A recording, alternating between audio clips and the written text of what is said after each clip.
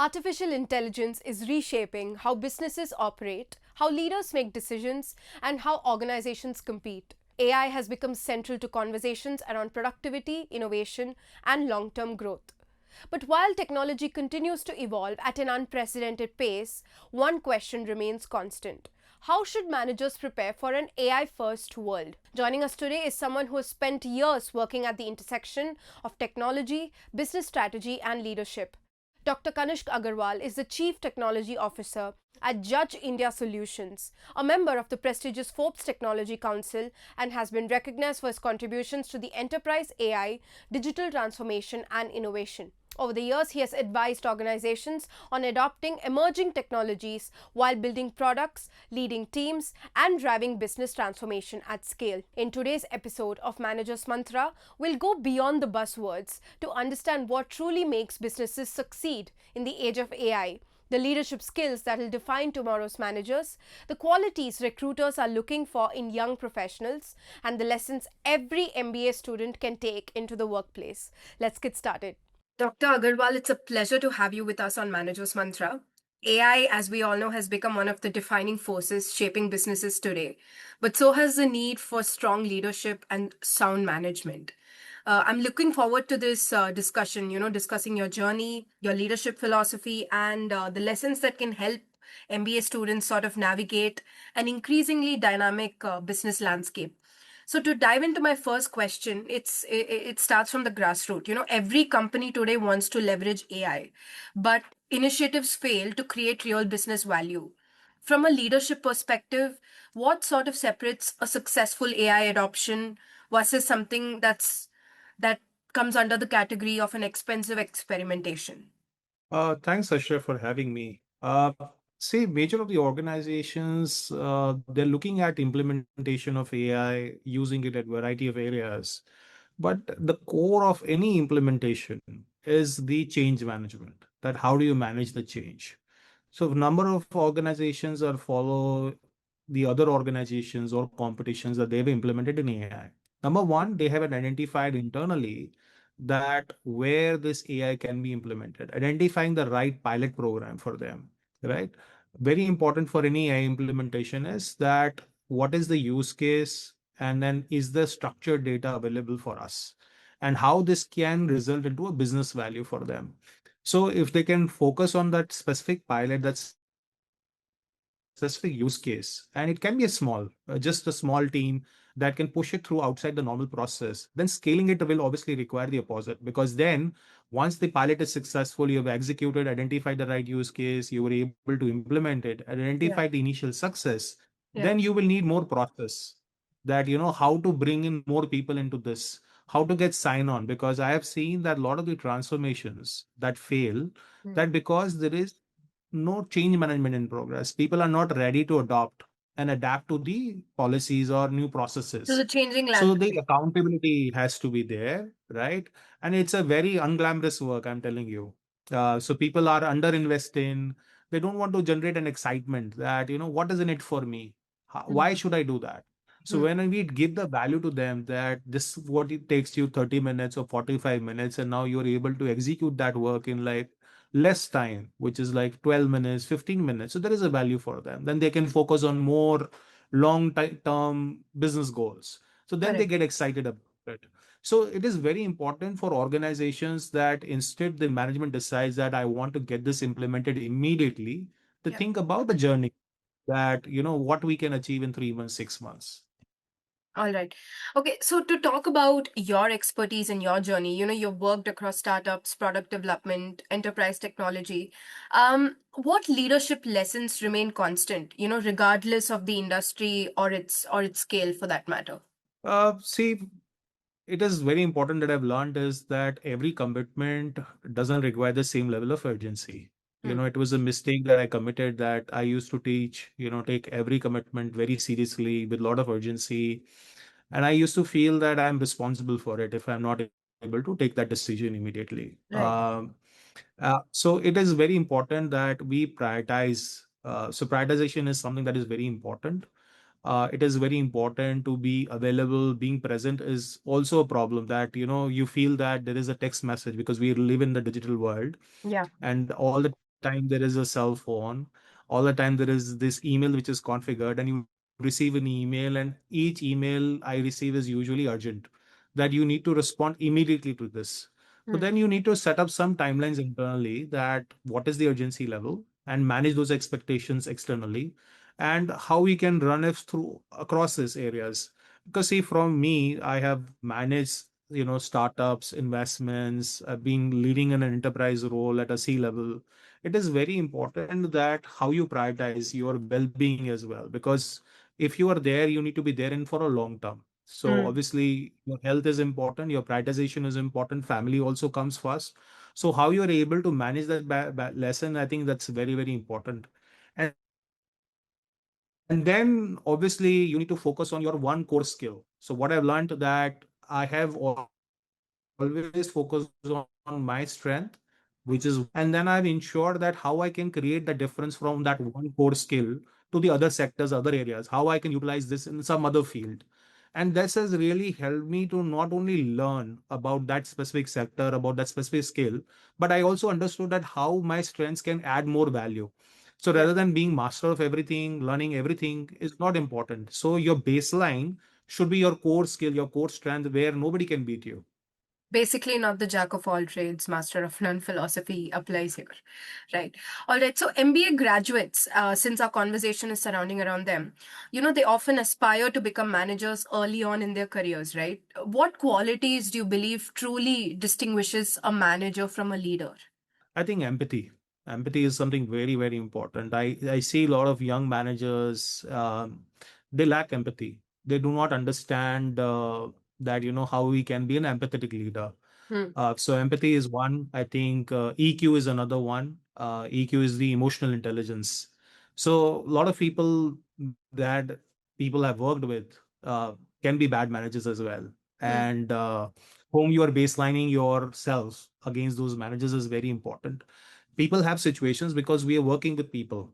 So Yeah. prioritizing people over than the process is very important. You need to understand what is the background, get into the core, build that relationship with your team members, understand what they are coming from, and then set those expectations. Rather than setting the deadlines for them, Hmm. ask them to give the deadlines.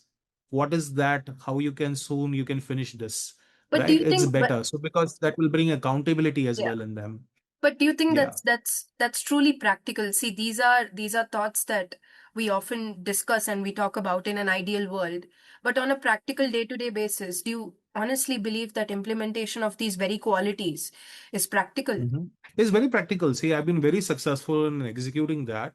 Number one is that you have a business to run and you have a business goal that has been defined, right? And you have to achieve those deadlines and everything, right? So, aligning when you're working with a large team, it's important for your team to have that vision as well. Hmm. I have the goal, but if that goal is not communicated to my team, then it's a problem. Hmm. And then how I can align their personal goals with the business goal, Yeah. because that's how you win as a team, right? I don't have to be winner myself. So a True. good manager, a good leader is the one who is able to ensure that everyone wins. So you need to align their personal goals, what they Yeah. want to achieve in their career, and if you Yeah. align those goals to the business goal, Yeah. everyone will be successful. So it is not something which is outside that you have to be a bad manager, or you do not need to have empathy or all of that. I think you can achieve wonders, because then they will feel more communicated to you. They will have more agility. They Yeah. will able to communicate. They will be able to change. I've seen people taking accountability. People themselves feel that, sorry, I set this up for myself and I was not able to achieve, but they take accountability, because getting that accountability into the culture is something very important, Yes, that they are that's true. responsible for that own domain. But Because we because we are there are a lot of infamous people that for try and focus. underperforming and overpromising. That's been our sort of negative tagline of sorts. Um, Negative timelines. There have been process like, PIPs, process yeah, yeah, improvement yeah, yeah. plans. Otherwise, you will be exited from the system. These are some old management methodologies, right? They are not true, for today's generation. I think Mm, today's generation is very smart. What they need is, a good ear, so that they can yeah, hear, understand them, listen to them. yeah. Okay, as someone who's built and led high performing teams. What do you look for when you're hiring a young professional? What skills do you think matter more than just an impressive resume? See, I hire a resource and I think I stopped focusing on the skills that they know. Hmm. Because the shelf life of that existing skills is very less, right? Because something will come up in this era. So Yes. what I look for right now is the learning velocity of the resource. How quickly this person can pick up something genuinely new, how and what they have done in the past, and how they talk about that process. Yeah. So what happens is that how quickly you learn a new discipline, you will be able to do that again if you have done that historically, right? So Correct. that is a better predictor for me than a resume, full of the right keywords and all the skills that I want to Yeah. procure. Because what I believe in cross skilling a lot. So what we do is that ensure that one resource has their core skill, and then give them the information, feed them on a new skill, that orientation, so that they can understand better. And second is that decision, how quickly they can decide what is the right question that they can ask. Hmm. Because right now AI answers everything better than Hmm. anyone else, right? But Hmm. it is important to ask the right question as well. So I think these are the fundamental skills that I look for in the resource. Yeah, you've continuously throughout this interview you've mentioned the course of how organizations need to be more dynamic. But in reality, many organizations struggle with change. Whether it's AI adoption, whether it's digital transformation, or just, new business models for that matter. So how should leaders manage resistance while keeping employees engaged? I think it's a tough one, to be honest, because that varies from different companies to companies of different sizes, and Mm. they have their own culture, their own precedents to drive it forward. I think for any organizations that trying to adapt and bring agility into the business, because agility is the number one importance, for any business, because obviously they are in the competing landscape and they have to bring in new product, new service line, and they are competing against because the number of clients that are available are same, right? So you have to be different. I think very important for these organizations is to understand what is their initial core strengths. I see a lot of companies, um, they talk about the same service lines. So let's say they're selling 20 services, so they enlist all the 20 services on their website. But Mm. how many of them they excel in? So I think the focus shifts, because then the investment goes in. Because if I'm selling 20, then I'm focusing and trying to focus on all the 20 rather than the skills where I excel. So it's very important for the team to understand what is their core area, where their core expertise is, Yeah. and then build the culture, the processes, everything around it, right? Mhm. From AI adoption or any other transformation. And how this can be done is that equipping and enabling team members. I also see that the decisions are, you do not enable the resources to take decisions on their own. They have to go to the management for any sign off or any implementations that they want to execute. So it's important for organizations to fail fast as well. Give them the appetite and enable them to fail fast as well. That's very, very important, because a lot of the organizations fear from failure, Mm. and because of fear from failure they do not experiment, they don't drive any new initiatives, Yeah. and their innovation journey is really redundant. So Mm. it's because of what? The mindset. The change mindset is still not there. They're not trying to experiment. They're not trying to do new things. They're just trying to follow the process. That who is the leader in our space? X company is the leader. Oh, we should follow them. Yeah. But how you trying to be different? You Yeah. are not trying to be different. You're just trying to follow them, right? So Yeah. it's very important to create your own space, to understand your own DNA of your company. So do not have the right script for each and every person that may be hearing me right now. But obviously, you need to understand your DNA, that this is my area, this is my expertise, this is my business, and Yeah. this is what I need to do. Yeah. All right. All right. But if you look back at your own career, what's the one decision or sort of a risk, that you've taken that significantly shaped your leadership journey? And what did that teach you? So I'll say that, there are a lot of things, a lot of learnings that I've done. I think lately in my career, I started thinking of, doing a doctorate. And during my doctorate journey, I think I was in my first year, Yeah. where you have your core paperwork and everything. I was doing that. Mm. And one fine day, I lost my ability to speak. And it really, because I'm a good speaker. I participate, I go on a lot of panel discussions, everyone. I go as an industry speaker. I interact with a lot of people, with my clients and everything. So I see this is a very fine skill, right? And one fine day I was not able to speak, and finishing that doctorate and finishing and then being active, it really tested my resilience, that how to acquire. So it's all about how much you're pushing, right? How much you're prioritizing. So I learned it that you need to be slow, ensure that you're consistent, focusing it, giving the priority at the same level, what it deserves, and then take it each day, the new goals, the new milestones that you want to achieve. So that really taught me that ensuring that resilience is something very important. Skill building is also important. So, but do it with time, because that teaches you, that humbles you. So that definitely humbled me, because if you're not able to interact, if you're not able to express, it's very difficult. Yeah. If you were to be designing an entire MBA curriculum today, what subjects or skills would you add that, business schools aren't giving enough importance to at this point? Yeah, I think, see, when I interact with the MBA students, I think they focus a lot on AI. Yeah. So I think Yeah. they don't have to become an AI expert. Don't have to build a model. And, obviously, you will not be trusted to build one as well. So I think it's very important that you need to first focus on AI fluency, right? Mm. AI fluency is all about that how quickly you are able to make decisions based on its output, whether you are in finance, you are in marketing or operations or anything. Yeah. Second thing for an MBA student is system thinking. That is, you Mm. are able to connect a technology choice to a regulatory constraint, to a business model, or a coherent picture. System thinking is all about everything as a whole. Right. Whomsoever, your partners, your vendors, your clients, your employees, everyone becomes a part of it.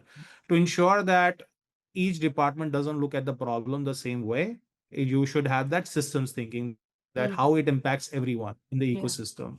Mm. And third, and the most underrated, is the ability to explain a complicated idea in one simple sentence. Breaking it That's down. Yeah. very Yeah. important. Yeah. Yeah. So we see, because in a world where AI can generate analysis instantly, Yeah. the Yeah. Yeah. person who can communicate the so what clearly is an exceptional resource. Absolutely. Yeah. Businesses today are under a lot of pressure to innovate quickly, while remaining also, there's Mhm. also this ethical standpoint along with sustainability. How can future managers, Mhm. strike the right balance between growth, governance, responsible innovation? Where do you draw that line? I think I say that responsible innovation is something very, very important. And I think what I primarily said in the earlier answer also was around systems thinking, right? Yes. So I see there is a rat race of bringing new innovation, new product, and everything. But Mm. responsible innovation is that when you have system thinking, that how your product, and we have seen in the past, this mistake is Yeah. being done by a lot of the leaders as well in this space, in the social media and others, that Yeah. they are launching new tools on the AI side, but how it is impacting the users, the user ecosystem, it's very important. So I think that is one which they have to keep in mind, and also it's around the discipline and the resilience, Right. because things will not be same. Things will be different. There are a lot of factors that impact the business, the geographic equation, the political equation, or anything can change and impact your business. So what will differentiate you from your competition is that how resilient your business is. Hmm. All right, all right. Okay, my one of my final questions to you, if every MBA student that's watching this broadcast right now, uh, what is that one piece of advice from you as they begin their careers? What would you want it to be? I think when you are pursuing a business degree, right, there is a focus a lot on the soft skills, that Mm. that this is a soft skills, right? And how you build exactly around it and ensuring. So I would like you to tell you that focus on the soft skills, that is very good, but a practice skill is also very important. So ensure that you focus on projects, implementations, that you do the internships that you do. Don't do internships just focusing on the resume. Do that understanding and practice that skill and become a master of it. It is very important. And it's very important to identify that how you can rebuild. So willpower is also very important, because in the business world, you won't get a clean data to work on, right? It's very, will be very ambiguous. It will be something you will be thrown back. So don't be comfortable. How you can be uncomfortable in that situation and how you can respond, I think that is something very important. So I think that is the skill that you can build during your internship that will help you to be ready for the future.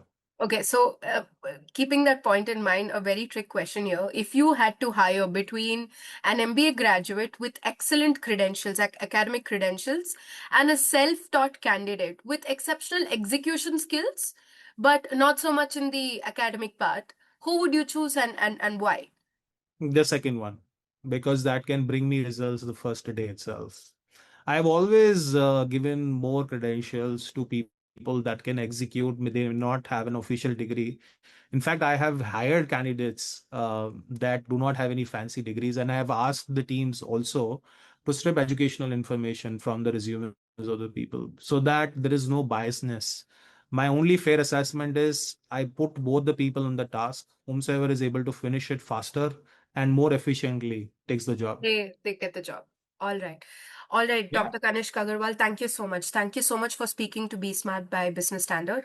I'm sure that our students have found this conversation very insightful. Thank you. Thank you so much. Thank you for having me.